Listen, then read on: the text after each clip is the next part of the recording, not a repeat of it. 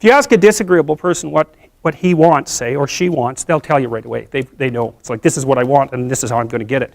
But agreeable people, especially if they're really agreeable, are so agreeable that they often don't even know what they want, because they're so accustomed to living for other people and to finding out what other people want and to trying to make them comfortable and so forth, that it's harder for them to find a sense of their own desires as they move through life.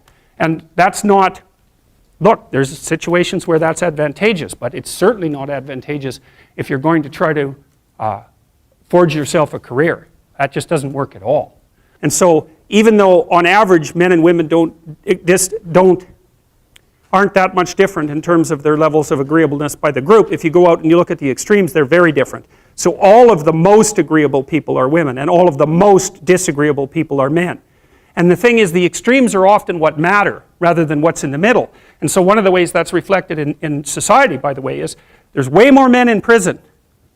And the best personality predictor of being imprisoned is to be low in agreeableness. It makes you callous. Now you might think, well, what's the opposite of compassion and politeness? And the answer to that is, I think it's best sort of conceptualized as a trading game. So let's say that we're going to play repeated trading games. And if you're very agreeable, then you're going to bargain harder on my behalf than you're going to bargain on your own behalf. Whereas if you're very disagreeable, you're going to do the reverse. You're going to think, I'm in this trading game for me, and you're going to take care of your own interests. Where an agreeable person is going to say, no, at best, at worst, this has to be 50-50, but I'd like to help you every way I can. One of the things you have to be careful of if you're agreeable is not to be exploited, because you'll line up to be exploited. And I think the reason for that is because you're wired to be exploited by infants. And so that just doesn't work so well in that actual world. And one of the things that happens very often in psychotherapy, people come to psychotherapy for multiple reasons, but one of them is they often come because they're too agreeable. And so what they get is so-called assertiveness training, although it's not exactly assertiveness that's being trained. What it is the ability to learn how to negotiate on your own behalf. And one of the things I tell agreeable people, especially if they're conscientious, is say what you think. Tell the truth about what you think. There's going to be things you think that you think are nasty and harsh. And they probably are nasty and harsh, but they're also probably true. And you need to bring those up to the forefront and deliver the message. And it's not straightforward at all, because agreeable people do not like conflict. Not at all. They smooth the water. And you can see why that is in accordance with the hypothesis that I've been putting forward. You don't want conflict around infants. It's too damn dangerous. You don't want fights to break out. You don't want anything to disturb the relative peace.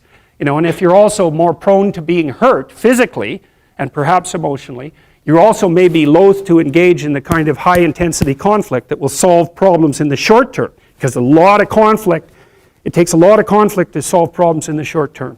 And if that can spiral up to where it's dangerous, which it can if it gets uncontrolled, it might be safer in the short term to keep the waters smooth and to not delve into those situations where conflict emerges. The problem with that is it's not a very good medium to long-term strategy, right? Because lots of times there are things you have to talk about because they're not going to go away. And the advantage to having a well-socialized disagreeable person is that they really don't let much get in their way. So if you can get a kid who's disagreeable socialized, that person can be quite the creature, because they're very forward-moving in their nature and very difficult to stop. But if you don't get them successfully domesticated, tamed, roughly speaking, by the time they're 4, their peers reject them. And that's a big problem, because your job as a parent is to make your child socially desirable by the age of 4. Like you want to burn that into your brain, because people don't know that. That's your job. And here's why. It's easy if you think about it carefully. So you imagine you've got a 3-year-old child, so sort of halfway through that initial period of socialization, and you take that child out in public. Okay, what do you want for the child? Who cares about you? What do you want for the child? You want the child to be able to interact with other children and adults so that the children are welcoming and smile and want to play with him or her, and so the adults are happy to see the child and treat him or her properly. And if your child's a horrible little monster because you're afraid of disciplining them or you don't know how to do that properly, then what they're going to do is they're going to experience nothing but rejection from other children, and false smiles from other parents and adults. And so then you're throwing the child out there into a world where every single face that they see is either hostile or lying. And that's not something that's going to be particularly conducive to the mental health or the well-being of your child. If your child can learn a couple simple rules of behavior, like don't interrupt adults when they're talking too much and pay attention and try not to hit the other kids over the head with the truck any more than is absolutely necessary, then, and share and play properly, then when they meet other kids, the kids are going to try out a few little play routines on them, and that's going to go well, and then they're going to go off and socialize each other for the rest of their lives. Because that's what happens, is that from 4 years old onwards, the primary socialization with children takes place among other children. And so if the kids don't get in on that early, they don't move into that developmental spiral upwards and they're left behind. And you can imagine how terrible that is, because a 4-year-old will not play with another 4-year-old who's 2. But a 5-year-old certainly will not play with a 5-year-old who's 2, right? Because the gap is just starting to get unbelievably large. And so the kids start out behind, and then the peers leave them behind, and then those kids are alienated and outside the peer group for the rest of their life. Well, those are the ones that grow up to be long-term antisocial, right? They're already aggressive. It doesn't dip down. Now, what happens to normal boys, roughly speaking? Imagine the aggressive 2-year-old types. They get socialized, so their level of aggression goes down, and then they hit puberty and testosterone kicks in, and bang, levels of aggression go back up. And so that's why males are criminals between the ages roughly of 16 and about 25. So, and it matches the creativity curve, by the way. It's so cool. If you look at the spike of creativity among men, 16 to 25, then it starts to go down. Criminality matches that absolutely perfectly. So that's quite cool. So, and so the testosterone levels raise the average level of aggression among men. It's more dominance than aggression, actually, and testosterone is by no means all bad. And then it starts to decrease at about age 25 or 26, which is usually when men stop staying up late at night, stop drinking as much, develop a full-time career, and take on the burdens and responsibilities and opportunities that are associated with a long-term partner and family.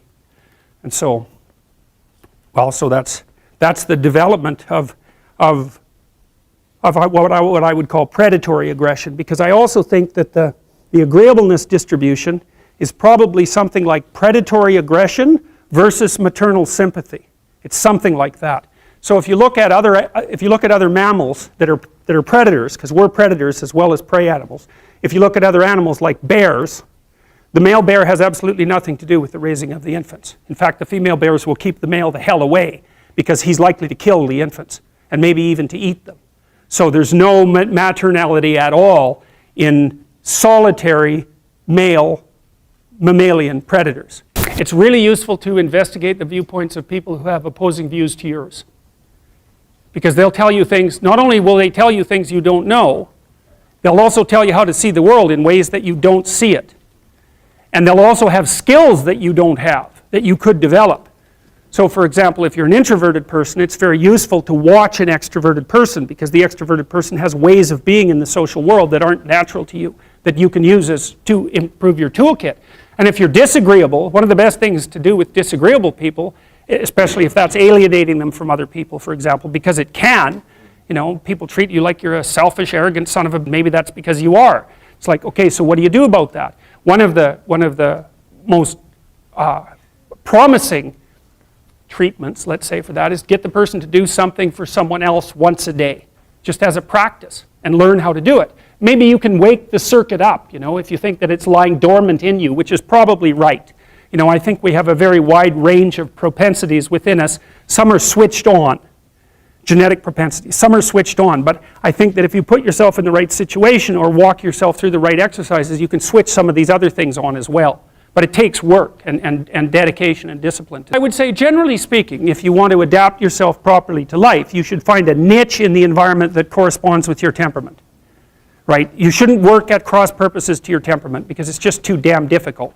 But having done that, then you should work on developing the skills and viewpoints that exist in the space opposite to your personality, because that's where you're fundamentally underdeveloped. And that way I think you can extend out your temperamental capability across a wider range. And to me that's roughly equivalent as bringing a richer toolkit to each situation. You know, so if you're hyper extroverted, you should probably learn to shut up at parties now and then and listen just to see what's going on, to see if you can manage it, you know. And if you're introverted, well, then you should learn how to speak in public and to learn how to go to parties without hiding in the corner and saying nothing to anyone. You know, and if you're agreeable, then you need to learn how to be disagreeable so people can't push you around. And if you're disagreeable, you need to learn how to be agreeable so that you're not an evil son of a bitch. So, and the same thing applies even in the conscientious domain. It's like if you're too conscientious, you need to learn to relax and let go a little bit. And if you're unconscientious, it's time like, get out the Google Calendar, man, and start scheduling your day, right? And beat yourself on the back of the head with a stick until you're disciplined enough so that you can actually stick to something for some length of time and not living in absolute squalor, which is something that would characterize someone who's very disorderly, for example, because they don't notice. It doesn't bother them, disorder. It's like, maybe they can see it, but it doesn't have any emotional valence, and so it doesn't have any motivational significance. You know, so the other thing you might want to think about too, if you're choosing a partner, is try not to choose someone who's too distant from you on the temperamental variables, because you're going to have a hard time bridging the gap. You know, it's hard for an introverted person and an extroverted person to coexist. And it's really hard for an orderly person and a disorderly person to coexist because they will drive each other nuts. Why don't you pick up? Why are you so obsessed by it? That's the basic argument, you know. So it's useful to know about your temperament so that you can negotiate the space with your partner as well. And I don't think you should try to find someone who's exactly the same as you, because then you don't have the benefits of the alternative viewpoint. But you got to watch it, because you may hit irreconcilable differences of various sorts. And I've seen that most particularly among couples who are high and low in openness. That's a rough one. And also high and low in conscientiousness. That's another rough one, because they just cannot see how the other person sees the world at all.